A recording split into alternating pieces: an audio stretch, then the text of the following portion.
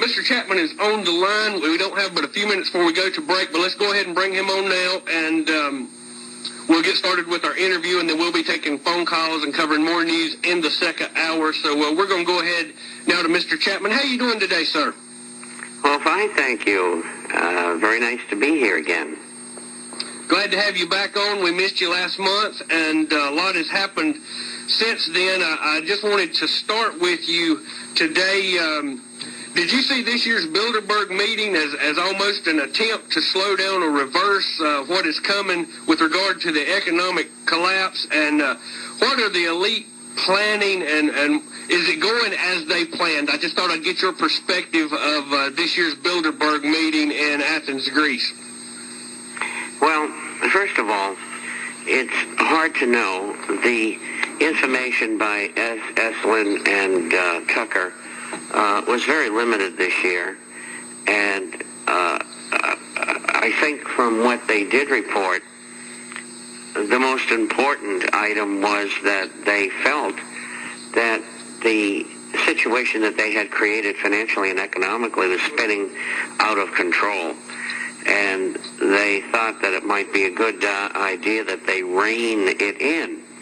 The problem for these people is that when they passed the point of no return in June of 2002, they passed it, and there was no going back. And I don't see any way they can rein it in.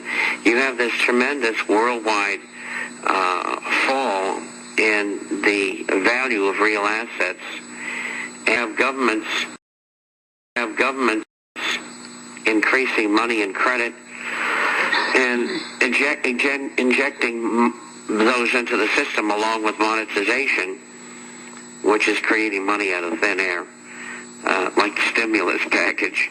And so I don't think that they can stop it, because, in fact, I was writing about this for Wednesday's edition of the International Forecaster this morning, and in not being able to stop it, the minute they stop these injections, deflation takes over and the whole thing collapses. And so they should have faced the music in the first place. Some of the things that are going on are understandable under the circumstances and could have never happened otherwise. And I'm referring to Ron Paul's bill on the auditing of the Federal Reserve, which is the Federal Reserve Transparency Act of 2009. And I like the way he used their words, so to speak, transparency. And as many of you know, the Fed is privately owned and does what it wants to do. And the people who are connected with the people at the Fed, which are the Illuminists, they've been getting filthy rich for the last 96 years off the American people, and it's got to end. But this couldn't have happened unless you had a situation like this, the economic and financial problems. And I'm branching off of this into this for a reason. Back in 1931, a congressman from Pennsylvania, Louis T. McFadden, was saying the same thing. And he made many speeches about the subject during 1932, 3, and 4, trying to get legislation passed like we are now to do away with the privately owned Federal Reserve. And for his trouble, twice they tried to kill him. We don't know, of course. And finally they did murder him. They poisoned him in 1936. And it can only be assumed it was the banking interest that did that. We don't know of anybody else who is interested in removing Mr. McFadden from this veil of tears. But anyway, before him, Andrew Jackson expressed the same misgivings and vetoed legislation creating what they called at that time the second great U.S. bank, or U.S. National Bank. We're coming up on a break, Mr. Chapman. Sure. Hold that thought, and we'll be back in 3 minutes here with Bob Chapman on the Liberty News Radio Network. cure for cancer is coming, but it will be available sometime in the...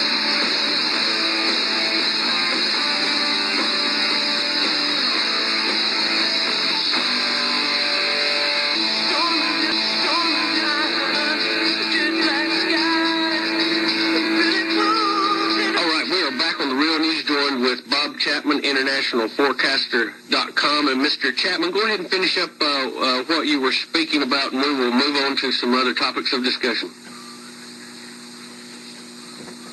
Refer to what the Bilderbergers had to say. And this is a hard one to call, like they all are.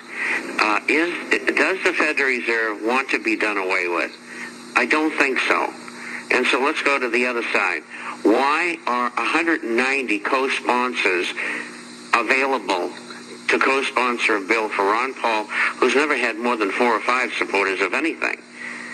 Now, either the constituents are all over these congressmen, or the congressmen feel that they must do something that makes it look like they're fixing the problem and assessing blame. And so, on Friday, yesterday, the Federal Reserve hired a woman, and it's in today's International Forecaster, who was formerly the head lobbyist for Enron in Washington, to be a lobbyist for them. So my guess is they're quite concerned. This bill is going to pass the Congress. Whether the House of Representatives, it's got a shot in the Senate. If we get it, it's great. It's really helpful. And all we have to tack on then is a piece of legislation separate that would reimpose tariffs on goods and services. And if we can get those 2 things done, we can save the country economically and financially. If we can't, I fear to tell you what's going to happen. What's your opinion on if 1207 passes both houses?